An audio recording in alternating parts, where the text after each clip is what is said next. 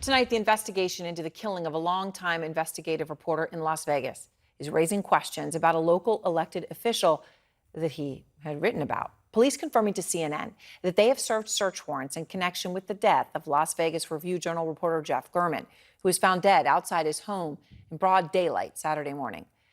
Officers seen today outside the home of Clark County Public Administrator Robert Tellis, who didn't respond to reporters when he returned home later in the day. The Review-Journal reporting the search of Tellis's home may be connected to German's killing. German was pursuing new leads the week he died.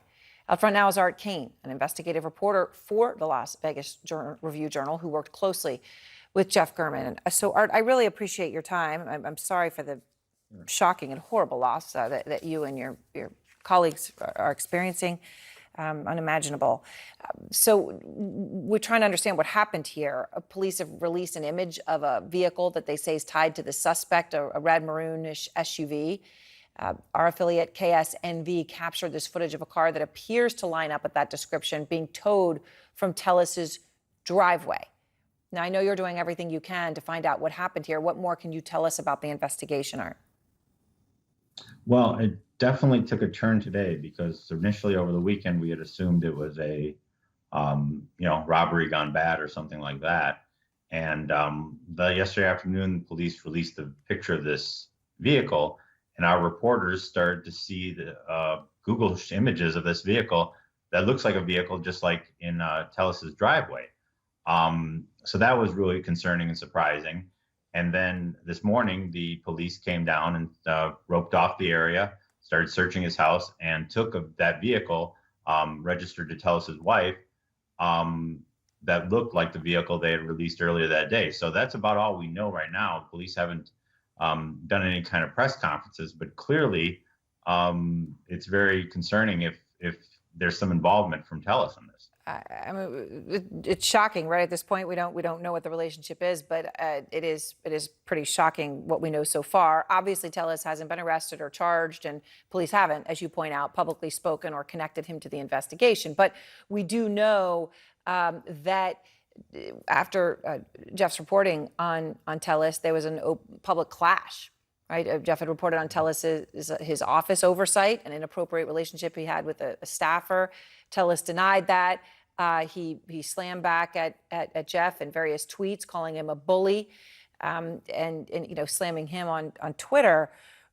Tellis lost his reelection bid in June, and he lost it shortly after Jeff's reporting came out. Right, both about the oversight issues as well as the inappropriate relationship. What can you tell us about how Jeff's reporting was received? Well, it's not unusual for someone who is the focus or target of an investigative story that Jeff or I or some of the other members of the team do to push back and claim that they're being treated unfairly. Tellis got quite a bit of time in the story to talk to Jeff.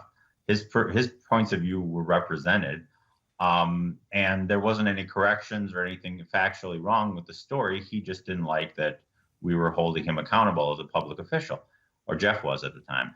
And so, there's a lot of. I wouldn't call it a clash. I would call it that Jeff didn't respond other than continue his reporting. Right. Tellis just lashed out at it. So can you just tell me a little bit? I mean, obviously, it's a shocking story, and it's a shocking story in the broader context of this country. With the focus on journalism, the focus on elections and elected officials. What can you tell us about Jeff, though, as a person that you worked with? Well, Jeff is the ultimate Vegas reporter. He's been here for 30 years. He's covered everything from the mob to the fire at the MGM Grand to the October. We covered the October 1 shooting together. He and I have done several investigations, including of the LVCVA, which is the government agency that came up with the "What happens here stays here" slogan for Vegas and promotes the city. But we found a lot of waste and corruption there. Some people got indicted after the series of stories we ran. So he basically was, 100% hard-hitting reporter. And this was the kind of work he was going to do for as long as he could.